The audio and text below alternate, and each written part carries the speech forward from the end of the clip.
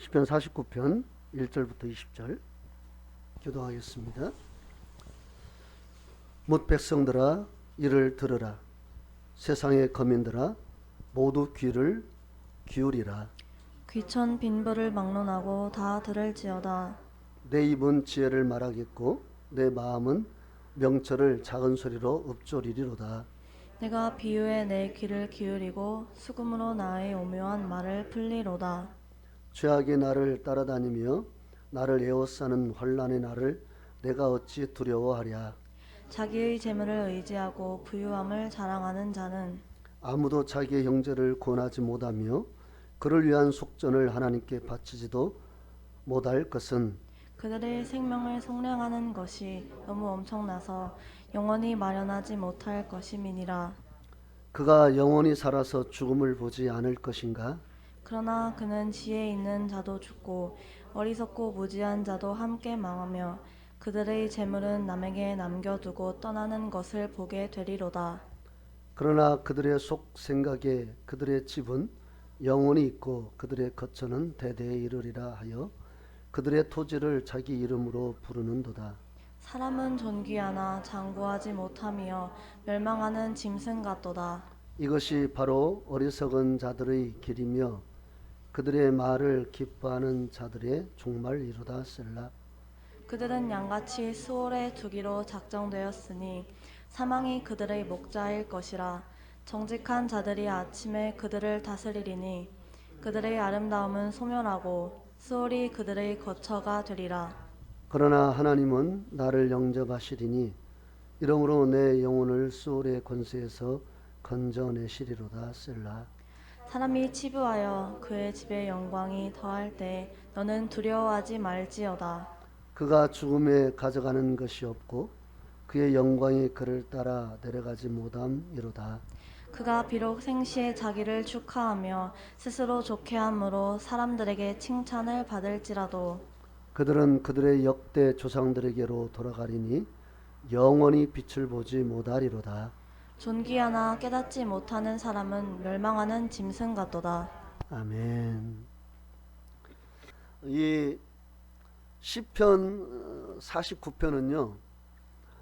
이스라엘 정통 유대인들이 친족 중에 어떤 상을 당했을 때에 일주일 동안 이 시편 49편을 계속해서 암송합니다. 어떤 분이 돌아가셨을 때 한 주간 동안 계속 애도의 기간을 갖는데 그 기간 동안에 이 시편 49편을 계속해서 암송해요. 왜 암송할까요? 이 49편을 왜 그들은 계속해서 애도 기간에 말씀을 읽을까요? 그것은 오늘 이 49편이요.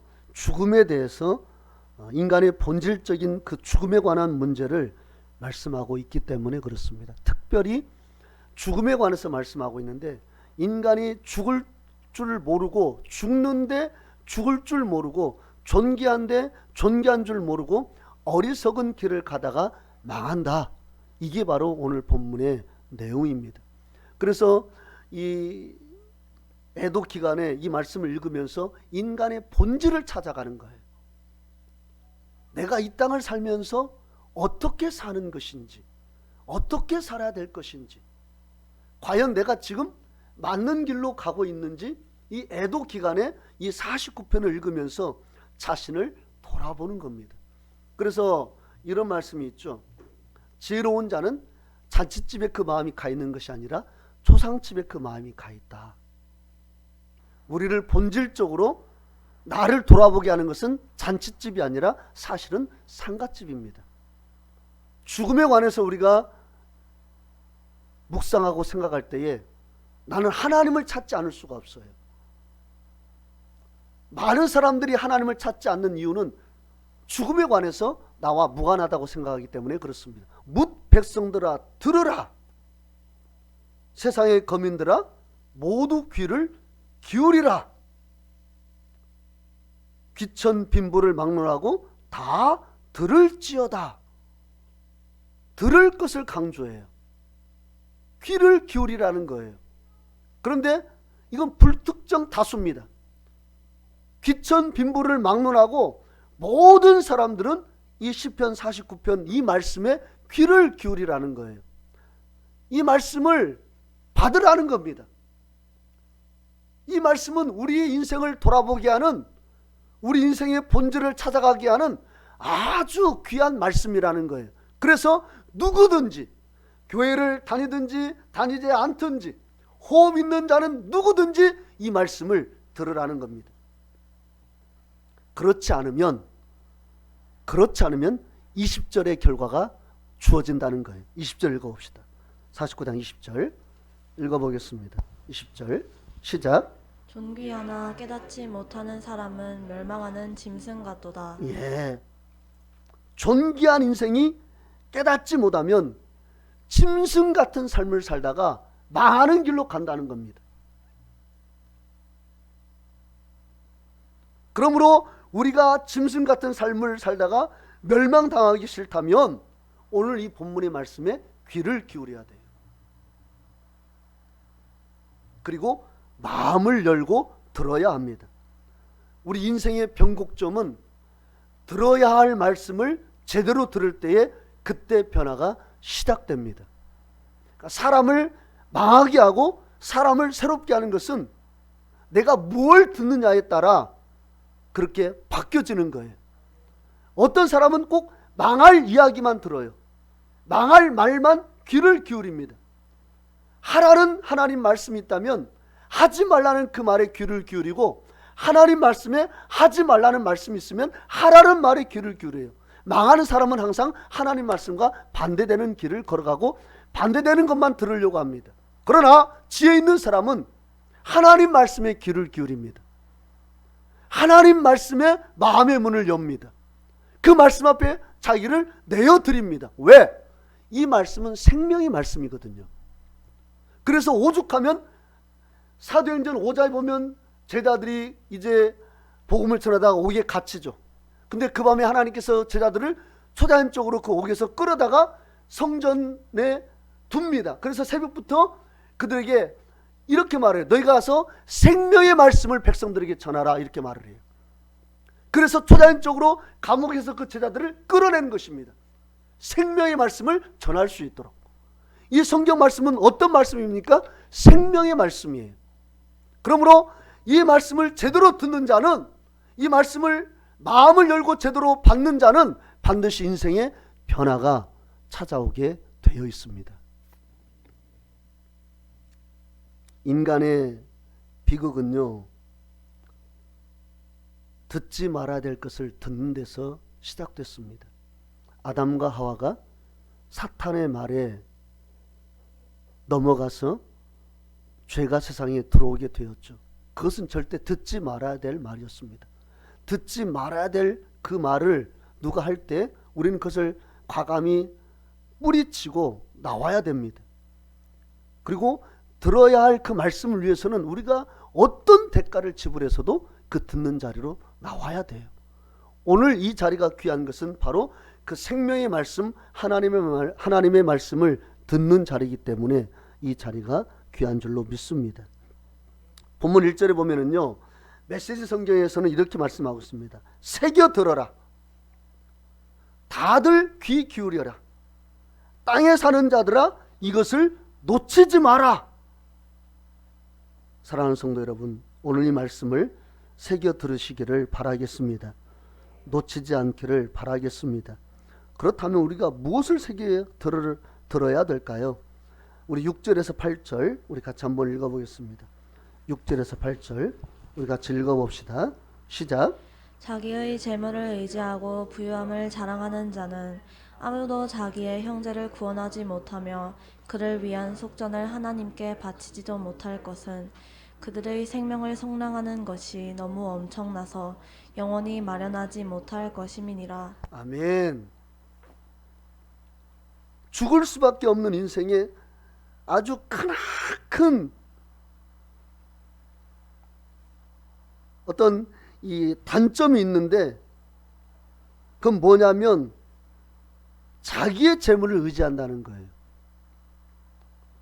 부유함을 자랑하는 것으로 인생의 낙을 삼는다는 사실입니다. 여러분, 재물은요, 사실 악도 아니고 선도 아닙니다. 재물은 가치 중립적인 거예요. 선하게 쓰면 재물은 아주 선한 힘을 발휘합니다. 그러나 악하게 쓰면 이 재물은 한없이 인간을 타락의 길로 몰고 가요.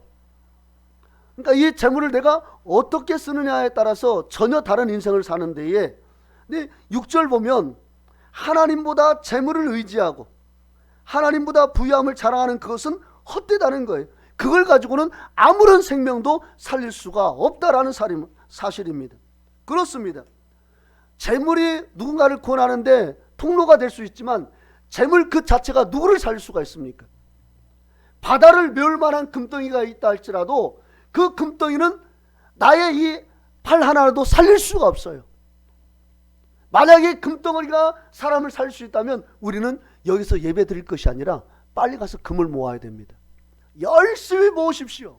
그러나 우리가 아무리 이 땅에서 하늘에 닿을 만한 금을 다 쌓아 올린다 할지라도 그 금으로는 누구도 한 생명도 살릴 수가 없습니다.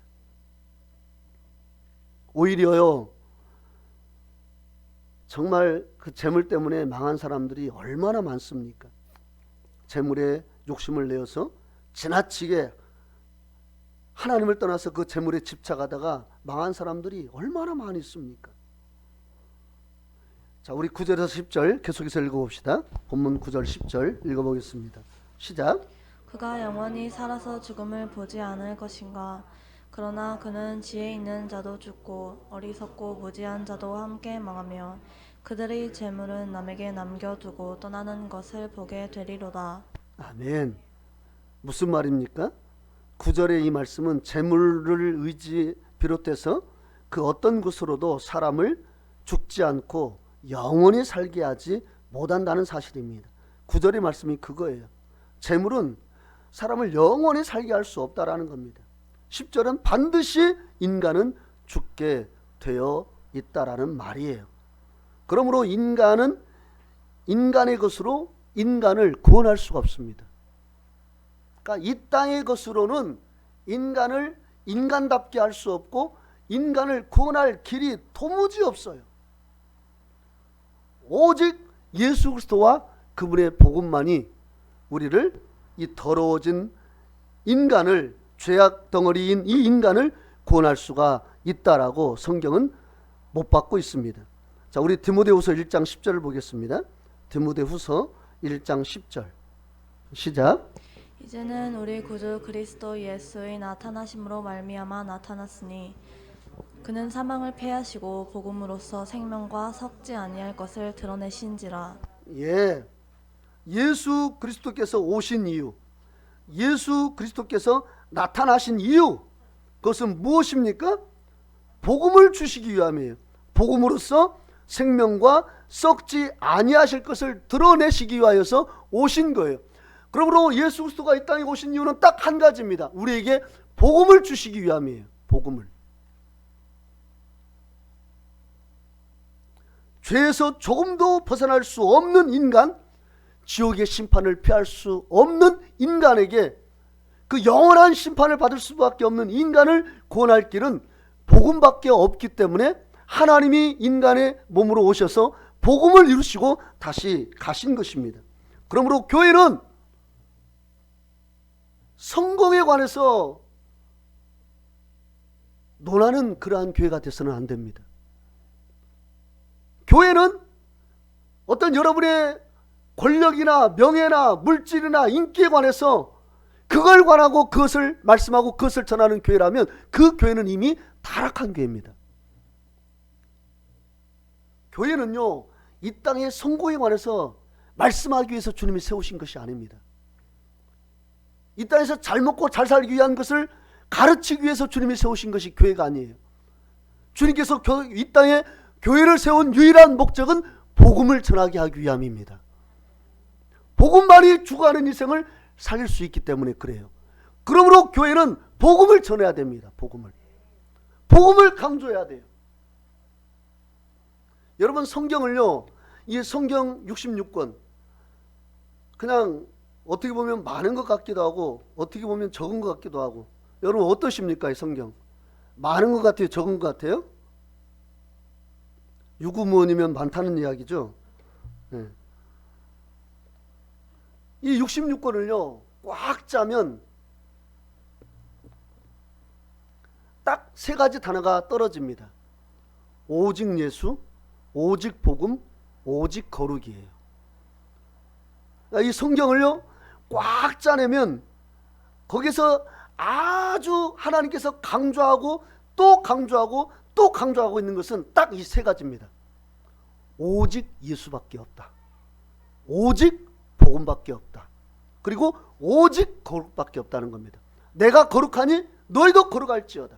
그런데 인간은 이미 죄를 지어버렸어요. 어떻게 해요 이것을? 하나님이 거룩하니까 우리도 거룩해야 그 하나님을 볼 수가 있어요. 그런데 우리는 죄악 덩어리예요. 오물 덩어리란 말이에요. 여기에는 하나님이 거룩하신 것을 담을 수가 없어요. 우리는 그릇이거든요. 성경에 보면 우리가 그릇이래요.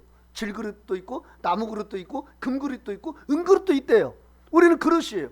그런데 어떤 그릇이든지 그 그릇이 중요한 것이 아니라 그 그릇이 깨끗한가가 중요한 거예요. 우리가 거룩해야 거룩한 주님을 담을 수가 있는데 우리는 오물덩어리예요. 아무리 금이라 할지라도 거기에 오물이 묻어 있으면 절대 밥을 담을 수가 없어요. 주님이 우리에게 임할 수가 없는 거예요. 그래서 주님이 이 땅에 예수 그리스도로 오셔서 복음을 주신 거예요. 그래서 그 복음을 통해서 우리가 이제 예수님의 침례를 통해서 죄를 씻어버리고 성령을 받음으로 우리의 영이 살아나게 될 때에 예수님을 모시는, 하나님을 모시는 거룩한 사람으로 새롭게 되어지게 되는 것입니다. 그래서 성경은요 다른 거 없습니다. 오직 예수, 오직 복음, 오직 거룩이에요. 이걸 빼버리면 성경은 아무것도 없습니다. 이걸 말씀하기 위해서 창세기부터 요한계시록까지 계속 하나님께서 여러 가지 교훈을 하고 있는 거예요. 그 모든 걸 집약하면 딱 이 세 가지입니다. 이 세 가지를 우리가 제대로 깨우치고 여기에 연합해서 살아간다면 다시 오실 주님을 우리가 영접하는데 아주 넉넉하게 주님을 영접하게 될 것입니다. 안타까운 것은 예수 그리스도와 복음이 우리의 모든 것이요 전부인데도 불구하고 사람들은 그렇게 생각하지 않아요. 많은 사람들은 그 예수 그리스도와 복음보다도 뭘 집착하냐면 돈에 집착을 합니다. 오직 돈이 있어야 내가 노후에 보장을 받고, 돈이 있어야 내가 떵떵거리며 살고, 돈이 있어야 내가 잘 살고, 돈이 있어야 내가 많은 걸 누리고 살고, 다 여기에 모든 사람이 집중되어 있어요. 한 가지 물어봅시다. 우리의 생명을 누가 주관하고 있습니까? 예수 그리스도. 주님이 당장 나를 데려가 버리면 내가 그렇게 집착하고 있는 돈 무엇이 됩니까? 이게 어떤 의미가 있습니까? 내가 그렇게 애지중지하는 그 돈 앞에서 벌벌 떨면서 감히 돈 앞에서 뭐 하나 제대로 내 마음을 펼쳐볼 수 없는 이 돈을 가지고 있으면 내 노후가 보장될 것 같고, 내 미래가 약속받은 것 같고, 내 삶이 뭔가 넉넉해진 것 같은데 오늘 주님이 나를 불러가시면 그 재물이 누구의 것이 되냐 이거예요. 누가 보면 12장이 그 이야기를 하고 있잖아요.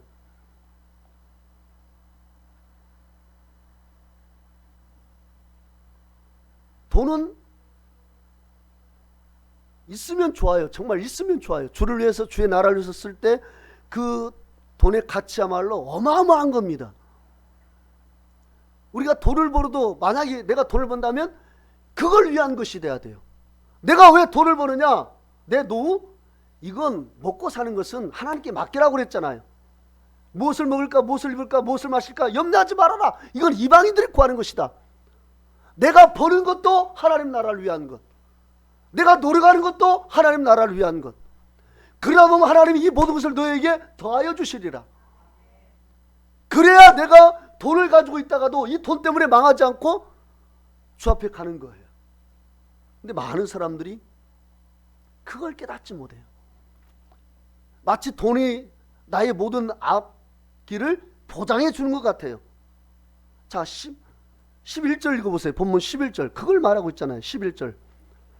시편 49편 11절 한번 읽어봅시다. 11절 읽어보겠습니다. 시작.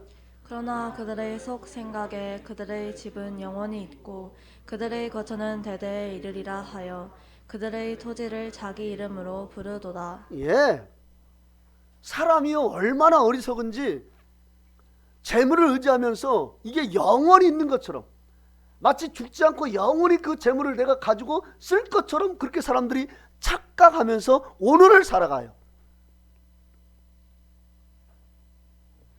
여러분, 영화를 보면은요, 주인공은 웬만해서는 안 죽죠. 저는 진짜 이 영화 보면 주인공이 참 대단하다는 생각을 해요. 그래서 주연이 되려고 하나 봐요. 이 조연은 그냥 스쳐 지나가는 총알만 맞아도 다 죽어버리는데, 주연은 아무리 총을 맞아도 꾸역꾸역 일어나가지고 다시 막 쏘면서 원소를 갖고 딱 깃발을 꽂고 끝을 내요. 야, 그래서 주연이 멋있구나. 그런데요, 이 사람들의 사고방식 속에 그게 있어요. 오늘도 얼마나 많은 사건 사고가 이 지구촌에서 벌어지고 있습니까? 우리나라에서도 지금도 많은 사람들이 생과 사를 오가는 갈림길에 많이 있어요. 그런데 사람들의 생각 속에는 그게 나와는 관계없는 것처럼 생각해요. 다른 사람은 다 사고를 당하고 그 안타까운 일을 만나도 나만은 그 길에서 피해갈 것으로 이렇게 생각을 해요. 그게 11절 말씀이에요. 영원히 있을 것처럼,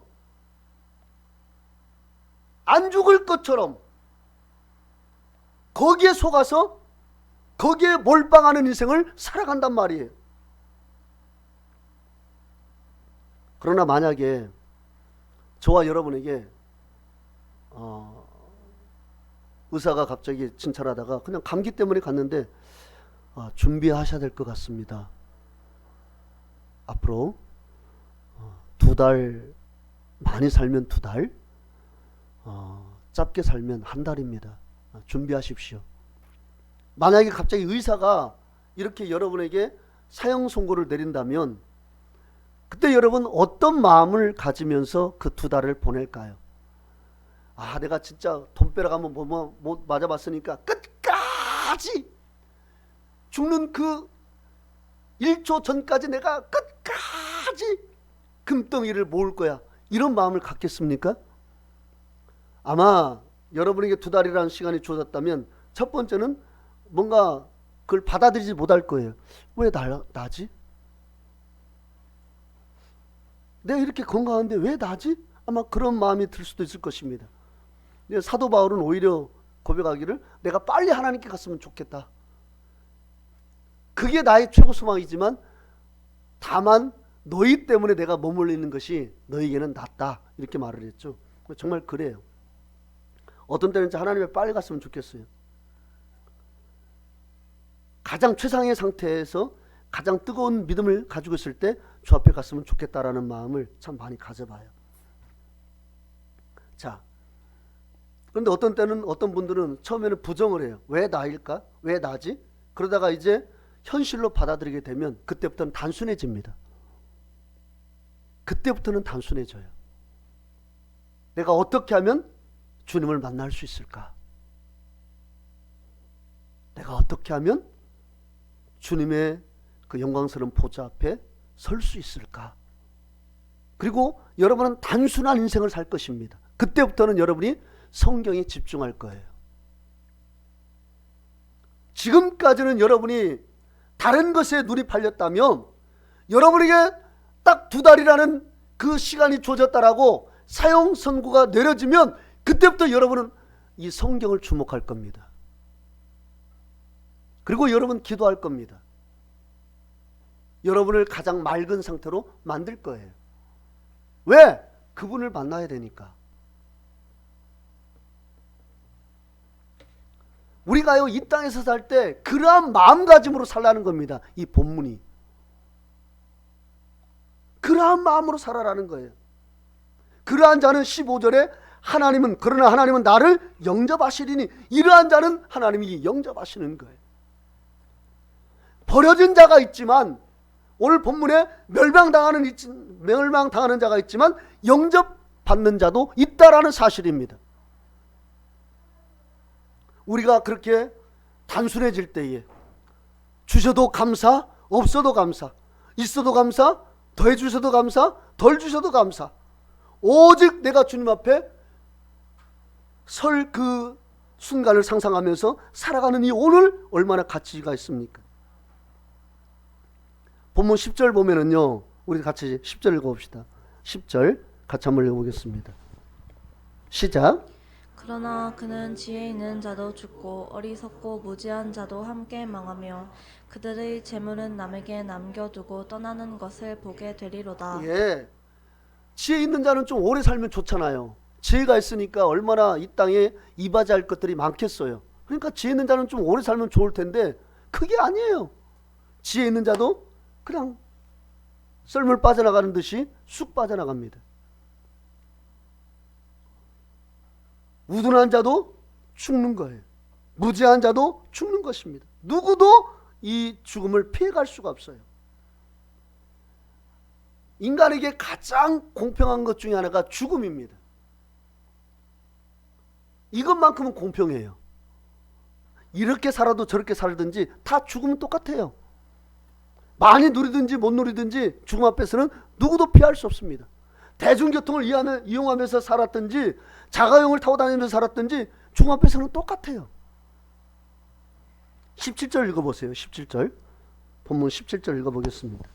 17절 읽어봅시다. 시작. 그가 죽음에 가져가는 것이 없고 그의 영광이 그를 따라 내려가지 못함이로다. 예, 죽으면 어떤 것도 가져갈 수가 없어요. 이 땅에서 사장님, 사모님, 정말 이 외제차, 이렇게 좋은 집, 이게 다 영광스러운 것들이잖아요. 이 땅에서는. 이 땅에서 말하는 영광이에요. 그 영광이 그를 따라 내려가지 못해요. 내가 그렇게 모아놨던 것들을 다 움켜쥐고 내려가면은요, 큰일 납니다. 왜 큰일 난 줄 아세요? 다음날 가보면 무덤이 다 파헤쳐져 있어요. 시신이 그냥 막 다 드러나 있다란 말이에요. 그러니까 갈 때는요, 수의 한 벌만 입고 겸손히 가는 게 좋아요.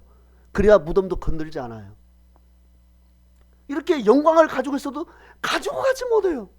그런데 우리는 그걸 깨닫지 못하고 이 땅에서 막 막 누려야 되는데, 더 많이 먹어야 되는데, 더 많이 집을 사야 되는데, 더 큰 집으로 이사 가야 되는데, 여러분, 살아야 될 이유, 돈을 벌어야 될 이유라면 하나님 나라를 위한 것이 되시기를 주의 이름으로 축원합니다. 그러면 그 돈도 가치가 있어요. 정말 귀한 겁니다. 나 하나 잘 먹기 위해서 버는 돈이라면 하나님이 기뻐하시지 않죠. 이와 같은 인생을 향해서 12절에서 이렇게 말씀하고 있는 거예요. 12절 읽어봅시다. 12절 읽어보겠습니다. 시작. 사람은 존귀하나 장구하지 못하며 멸망하는 짐승 같도다. 아멘.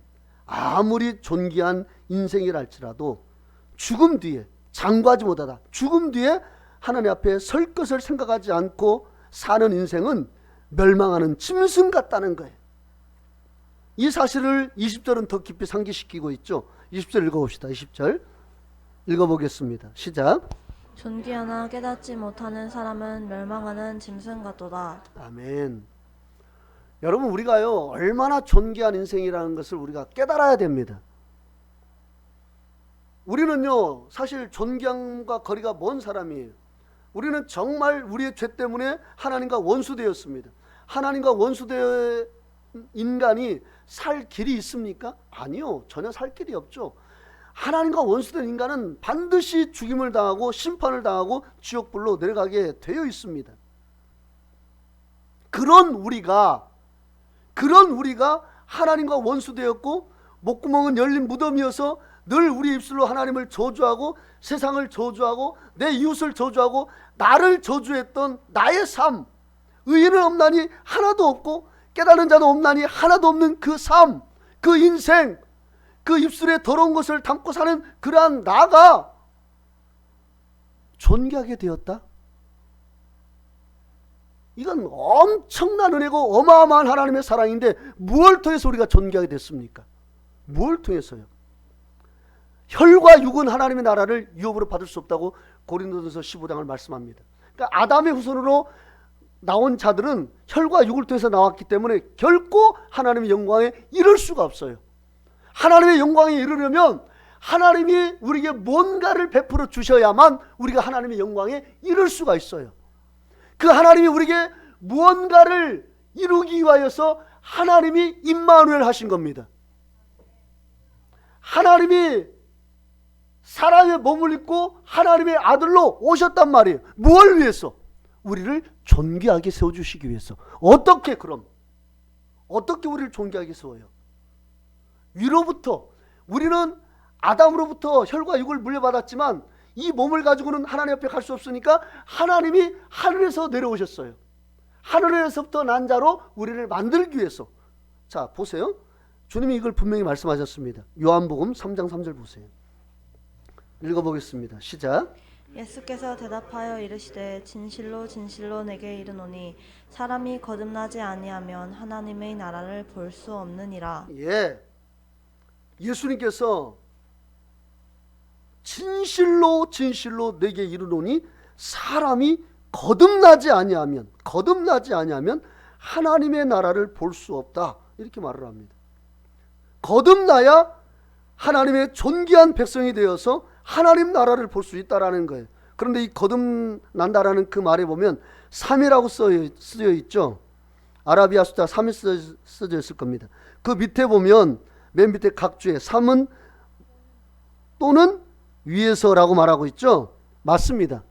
이 거듭났다라는 말이 헬라어로 아노덴이라는 말인데요. 그것은 위로부터라는 말입니다. 위로부터. 그러니까 진실로 진실로 내게 이르노니 사람이 위로부터 나지 아니하면 하나님 나라를 볼 수 없다라는 거예요. 우리는 땅으로부터 났어요. 아담과 하와는 땅의 흙으로 지음받았단 말이에요. 우리는 땅의 자녀예요. 땅의 자녀로는 하나님께 갈 수가 없어요. 그러니까 하나님이 하늘로부터 나는 자녀를 만들기 위해서 이 땅에 하나님의 아들로 오셨고, 그래서 주신 것이 뭐냐면 거듭나라는 거예요. 위로부터 나라는 거예요. 자, 위로부터 나는 것이 무엇입니까? 5절, 3장 5절 읽어봅시다. 읽어보겠습니다. 시작. 예수께서 대답하시되 진실로 진실로 내게 이르노니 사람이 물과 성령으로 나지 아니하면 하나님의 나라에 들어갈 수 없느니라. 아멘. 물과 성령, 물은 예수 그리스도의 부활하심으로 말미암아 이제 너희를 구원하는 편이 곧 침례라. 물과 성령, 예수님의 침례와 바운표직의 성령, 이게 바로 우리를 위로부터 거듭나게 하는 사람이 되게 한다. 이게 바로 하늘로부터 난 자라. 성경 그렇게 인정하는 거예요. 고린도전서 15장 47절에 보면은요, 예수님에 대해서 이렇게 말씀하고 있죠. 우리 한번 찾아봅시다. 고린도전서 15장 47절 읽어봅시다. 시작. 첫 사람은 땅에서 났으니 흙에 속한 자이거니와 둘째 사람은 하늘에서 나셨느니라. 예, 첫 사람은 누구예요? 아담. 46절 보니까 첫 사람은 아담이잖아요. 둘째 사람은 누구예요? 예수 그리스도, 예수님. 이분은 어디서 나셨어요? 하늘에서. 하늘에서 나신 그 예수님이 우리에게 위로부터 나라 말씀했단 말이에요. 그 위로부터 나는 것은 바로 물과 성령으로 거듭난 거예요. 그래서 48절 읽어보세요. 48절 시작. 무릇 흙에 속한 자들은 저 흙에 속한 자와 같고 무릇 하늘에 속한 자들은 저 하늘에 속한 이와 같으니. 예, 물과 성령으로 거듭난 자들은 하늘에 속한 자와 같다라고 성경은 말씀하고 있어요. 자, 49절 읽어보세요. 우리가 흙에 속한 자의 형상을 입은 것 같이 또한 하늘에 속한 이의 형상을 입으리라. 예, 이 땅에서 흙에 속한 자의 형상을 입은 아담의 후손들은 무조건 다 하늘에 속한 이의 형상을 입어야만 천국에 갈 수가 있는 겁니다. 아멘. 50절이 그것을 말씀하고 있잖아요. 시작. 형제들아 내가 이것을 말하노니 혈과 육은 하나님 나라를 이어받을 수 없고. 예, 혈과 육은 하나님 나라를 이어받을 수가 없어요. 오직 예수 그리스도를 통해서만, 하늘에서 오신 예수 그리스도를 통해서만, 그 주님이 주신 복음을 통해서만 우리가 하늘의 형상을 입을 수가 있게 되는 것이고 하나님의 나라를 유업으로 받을 수가 있게 되는 것입니다. 이렇게 하늘에 속한 사람은요, 위로부터 난 사람을 향해 성경은 40절에 이렇게 말씀하고 있습니다. 고린도전서 15장 40절을 보면 하늘에 속한 형체라고 말씀을 해요. 거듭난 자는 하늘에 속한 형체를 입은 것입니다. 42절 보면은요, 썩지 아니할 것으로 다시 살아난다 이렇게 말씀하고 있습니다. 우리가 위로부터 다시 태어나면 썩지 아니할 육체를 입게 되는 거예요. 그 다음에 43절 보면은요, 영광스러운 것으로 다시 살아난다 이렇게 말씀하고 있습니다. 영광스러운 것으로 다시 살아나는 육체를 우리가 입게 되는 거예요. 또 44절에 보면 신령한 몸으로 다시 살아난다. 우리가 육의 몸으로 심어야 돼요. 신령한 몸으로 다시 살기 위해서 복음을 통해서 우리가 심어야 된단 말이에요. 48절에도 하늘에 속한 자들은 저 하늘에 속한 이와 같다. 땅에 속한 인생이, 썩을 인생이, 욕된 인생이, 심판받을 인생이 복음을 통해서 완전히 새롭게 다시 태어난 것이고, 그러한 자를 성경은 존귀한 주의 자녀다 이렇게 말씀하고 있는 것입니다. 여러분 오늘 본문에 그러잖아요. 존귀하나 깨닫지 못한 자는 멸망하는 짐승 같도다. 우리가 복음을 통해서 존귀한 자가 되었습니다. 그러나 이것을 깨닫지 못하면 멸망당하는 짐승과 같은 그러한 본능적인 삶을 살다가 망하는 길로 가는 거예요. 여러분 우리 본능에 충실한 삶을 살지 맙시다. 아멘. 우리에게 존귀한 인생이 주어진 것은 이건 실제고 우리의 결론입니다. 이게 우리의 결론이에요. 여러분 다른 거 찾지 마세요. 이미 주님은 복음을 통해서 우리를 완성시켰고 우리의 결론을 맺어주셨어요. 그럼에도 불구하고 다른 데 또 뭔가가 있는 것처럼 다른 것에 한눈 팔지 마세요. 우리 결론은 이미 났습니다. 복음을 통해서 존귀한 자라는 결론이 났어요. 아멘. 너는 존귀한 자다. 너는 거룩한 자다. 너는 하늘에 속한 자다. 너는 썩지 아니할 육체를 입은 자다. 하나님이 도장을 찍어 주셨어요. 이게 우리의 결론이에요. 아멘. 이게 우리의 종착역이란 말이에요. 우리 거기에 와 있어요. 주님 오시면 이제 가면 되는 거예요. 그런데 여기에다 뭐 다른 것이 있는 것처럼, 다른 말씀이 있는 것처럼, 더 좋은 것이 있는 것처럼 한눈 팔지 말라는 거예요. 다른 것에 눈 멀지 말라는 거예요. 다른 것에 눈독 들이지 말라는 거예요. 마지막 때가 되면 여러 가지 이상한 교훈을 따르고 그것을 자기의 스승삼자가 있다고 말하고 있지만 우리는 그러지 말라는 거예요. 존귀한 주의 백성이 되었습니다. 우리는 이것을 깨달았습니다. 멸망하는 짐승처럼 살지 맙시다.